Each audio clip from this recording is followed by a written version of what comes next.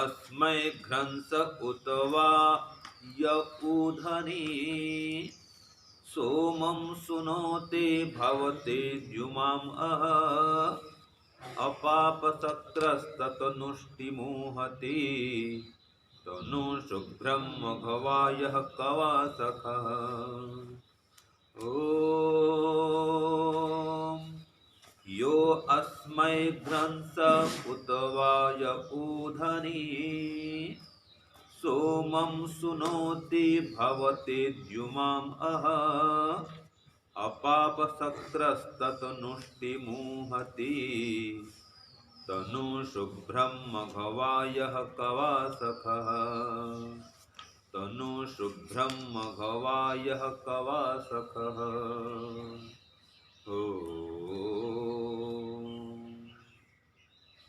हे ईश्वर, हम यह पठन पाठन आपको प्राप्त करने और कराने के लिए साधन के रूप में करने जा रहे हैं।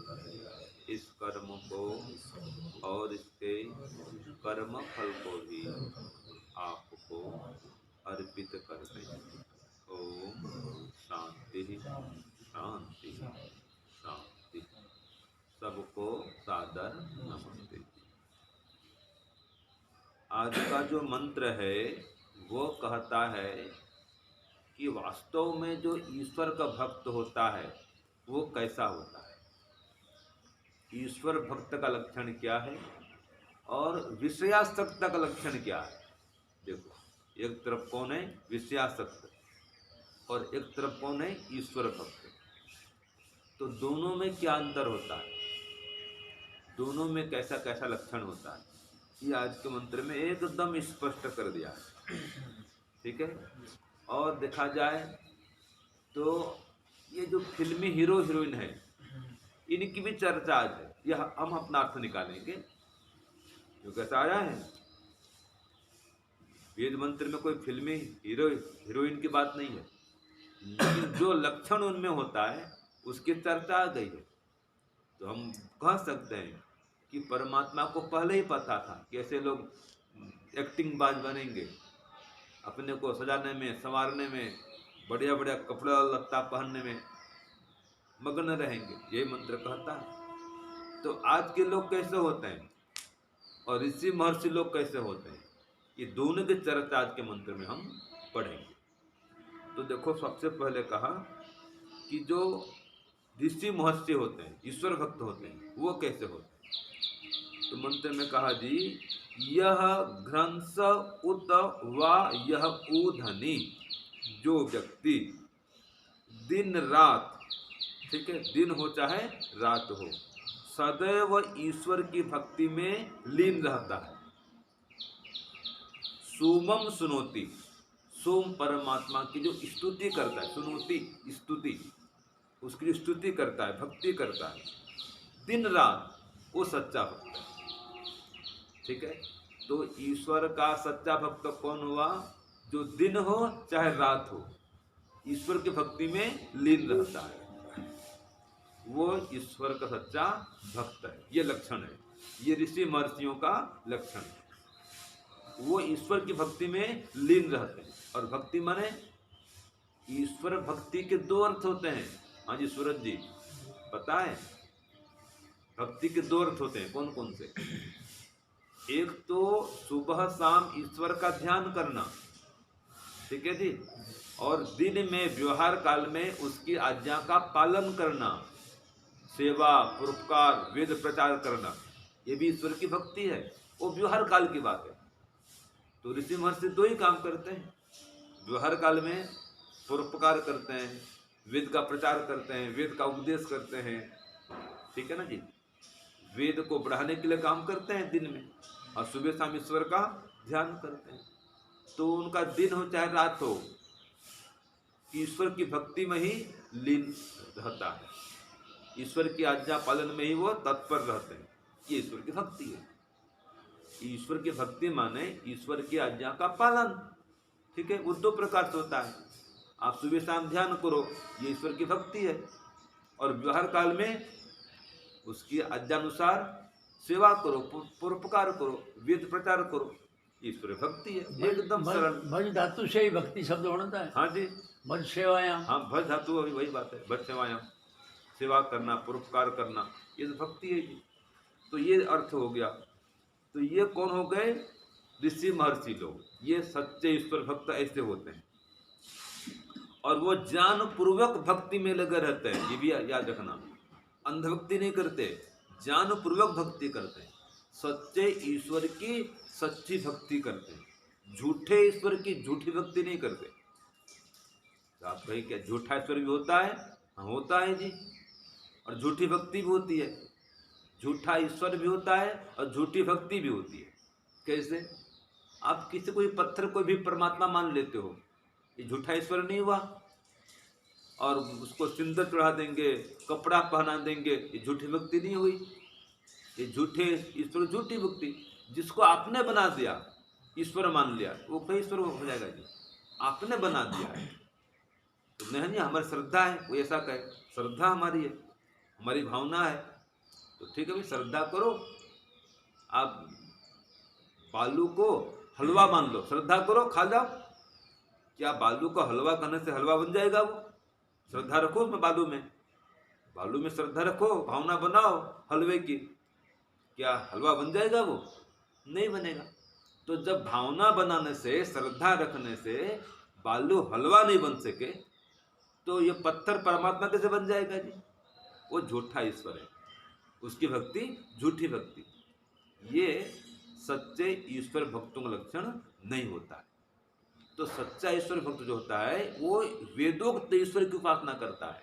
वेद में कहा है अकायम अभ्रणम अस्नाविरम शुद्धम अपाप विद्धम, कि परमात्मा शरीर से रहित है, सर्वत्र व्यापक है, स्वयंभू है, न्याय का दरबार लगाने वाला न्यायकारी है, ठीक है, दया का भंडार है, अनंत का सागर है, सर्वशक्तिमान है। ये परमात्मा, उसकी भक्ति सच्ची भक्ति। तो जो सच्चे भक्त होते हैं वो ऐसे ईश्वर की, अर्थात निराकार ईश्वर की भक्ति करते हैं, उपासना करते हैं, जिसको हम ओंकार कहते हैं। ओंकार परमात्मा की उपासना करते हैं, वे सच्चे ईश्वर के भक्त होते हैं। ठीक है, तो ऐसे लोग अह द्युमान भवति, ऐसे जो लोग होते हैं वो तेजस्वी प्रकाशवान बन जाते हैं। द्युमान माने प्रकाशवान, तेज से, ज्ञान से, ओज से उनका जीवन चमकता है, दमकता है, महकता है, ऐसा उनका व्यक्तित्व बन जाता है। तो ऐसे जो व्यक्ति होते हैं द्युमान, द्युमान होते हैं। तो ऐसा किसी भी देश का व्यक्ति होगा, केवल भारत का नहीं, वह द्युमान बनेगा। द्युमान भवति, वह द्युमान हो जाता है। जो सच्ची भक्ति करेगा वो द्युमान होगा, प्रकाशमान बनेगा, ज्ञानवान बनेगा, बुद्धिमान बनेगा, धैर्यवान बनेगा, गुणवान बनेगा। ठीक है जी, यह है द्युमान भवति। सच्चा ईश्वर भक्त कैसा होता है? द्युमान होता है, बुद्धिमान होता है, ज्ञानवान होता है। ठीक है ना जी। और योग से, यज्ञ से अपने को अलंकृत करने वाला होता है, दान से, पुण्य से, परोपकार से अपने को शोभायमान करने वाला होता है, वो ईश्वर का भक्त होता है। अब ये तो होगा ईश्वर भक्त। दूसरा, विषयासक्त कैसा होता है, जो आज के हीरो हीरोइन देखते हैं आप। तो देखो, मन में इस मंत्र में कहा है वे तत्नुष्टिम, विषयों में दिन रात फंसते फंसते फंसते चले जाते हैं। रूप में, रस में, गंध में, शब्द में, स्पर्श में जो लगे रहते हैं, अपने को सजाने में, संवारने में। अभी आ रहा है तनु शुभ्रम, देखो आ गया ना, तनु माने शरीर, तो शरीर को ये सजाने में लगे रहते हैं। ये तो करते हैं फिल्मी हीरो हीरोइन। उनका सामान्य जीवन अलग होता है और पर्दे का जीवन अलग होता है। चेहरा भी अलग, सामान्य दिनों में, सामान्य स्थिति में, घर में चेहरा अलग दिखता है।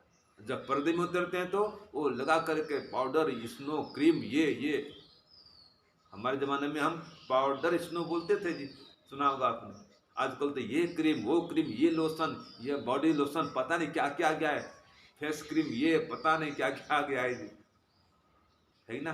और ऐसे आंख में लगाएंगे, आईब्रो करेंगे, ये करेंगे, वो करेंगे। बस एक बार घुस गए मेकअप करने के लिए तो 5,000, 10,000, 20,000, 25,000 तक खर्चा होता है शरीर को सजाने में। बड़े बड़े नगरों में शादी ब्याह करते हैं ना, मेहंदी लगाते हैं, मेहंदी 50,000 तक का मेहंदी लगाते हैं, बताओ।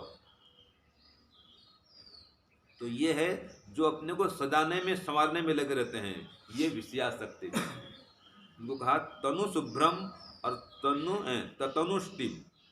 ततनुष्टिम, जो विषयों में ही लगे रहते हैं।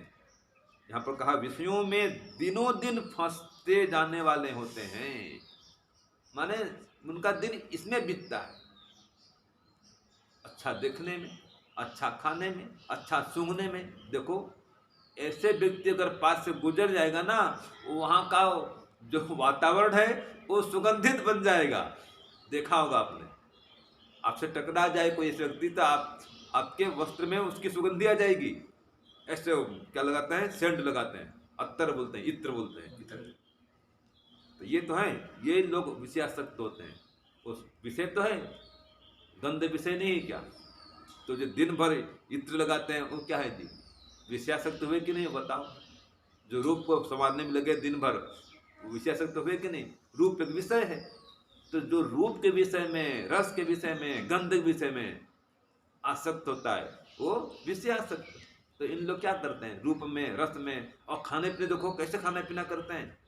कभी ये खाएंगे, कभी वो खाएंगे, आइटम से आइटम मंगाते रहते हैं, खाते रहते हैं। कभी जूस पियेंगे, कभी वो खाएंगे, पिज्जा, बर्गर, हॉट डॉग, ये आजकल खाने का होता है आजकल, है कि नहीं? हॉट डॉग माने क्या होता है? गरम कुत्ता। और क्या होता है जी, हॉट डॉग माने क्या होता है हिंदी में? क्या होगा? गरम कुत्ता। तो कुछ भी नाम रख लेते हैं, नाम तो यही अर्थ होता है हिंदी में भाई। और देखो वहाँ मिलता है बाजार में पिज्जा, बर्गर, ये वो। तो जो ऐसे खाने पीने में लगे हैं वही तो विषयासक्त है ना जी, है ना? ये स्वाद में, रस के विषय में लगे हुए हैं। वो श्लोक में क्या पढ़ते हैं, यही तो पढ़ते हैं, कुरंग मातंग पतंग भृंग मीना हता पंचभिरेव पंच एकः प्रमादी स कथं न हन्यात् यह सेवते पंचभिरेव पंच। तो ये मीन माने मछली, कुरंग माने हिरण, मातंग माने हाथी। तो कुरंग, मातंग, पतंग माने ये पतंगा, कीड़ा कहो, दीपक कहो, ये जो दीपक आता है पतंग बोलते हैं, कीट पतंग। हाँ, तो कुरंग, मातंग, पतंग, भृंग माने भौरा, और मीन माने मछली। ये सभी एक एक विषय में लगे रहते, कोई रूप में, कोई रस में, कोई गंध में, कोई शब्द में, कोई स्पर्श में। 5 विषयों में 5 प्राणी फंसे रहते हैं और मारे जाते हैं इसके लिए। और एक जो मनुष्य है इन 5 विषयों में आसक्त है। बताओ क्या हाल होगा इसका? तो मंत्र वही कह रहा है कि ऐसे जो लोग हैं तनु शुभ्रम, शरीर के सजावट में, बनावट में लगे रहते हैं, विषयों में फंसे रहते हैं। और देखो यह कवासख, बुरी संगत में रहने वाले होते हैं, इनकी महफिल सजती है, शराब पीते हैं, सिगरेट पीते हैं, हुक्का बार चलाते हैं, हुक्का पीते हैं, है कि नहीं? ये कवासख लोग, बुरी संगत में रहने वाले लोग, कुत्सित कर्म करने वाले लोग, खराब खराब मित्र दोस्त बनाने वाले, ठीक है जी। तो जो खाने में, पीने में, दारू में, शराब में, और क्या क्या करते हैं वो उल्टा पुल्टा काम, हमको तो बोलने में अच्छा नहीं लगता है, ये शब्द का प्रयोग करने में हमको अच्छा नहीं लगता है, ऐसे ऐसे काम करते हैं, ऐसे ऐसे जगह में जाते हैं। तो ये लोग हैं कवासख। तो जो ये खाली भोग विलास में रत रहने वाले हैं, भोग विलास के लिए काम करने वाले हैं, यही लोग क्या है? विषयासक्त है। तो ये दोनों में क्या अंतर है? जो विषयासक्त होता है वो तो मरने के बाद में नीची नीची नीची योनि में जाता है, वो मनुष्य नहीं बनता।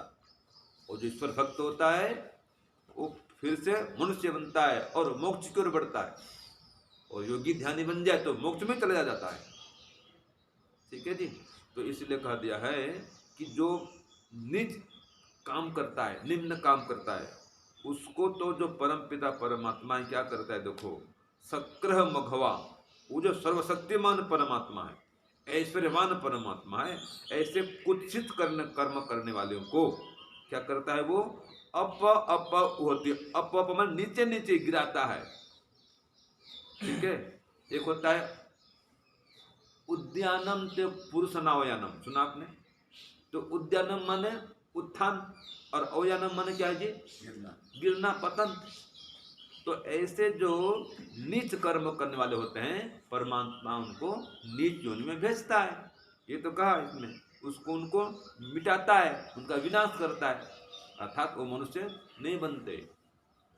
तो एक होता है ज्ञानी भक्त, एक होता है विषयासक्त, एक है ईश्वर भक्त और ये विषयासक्त। तो दोनों में क्या अंतर हुआ?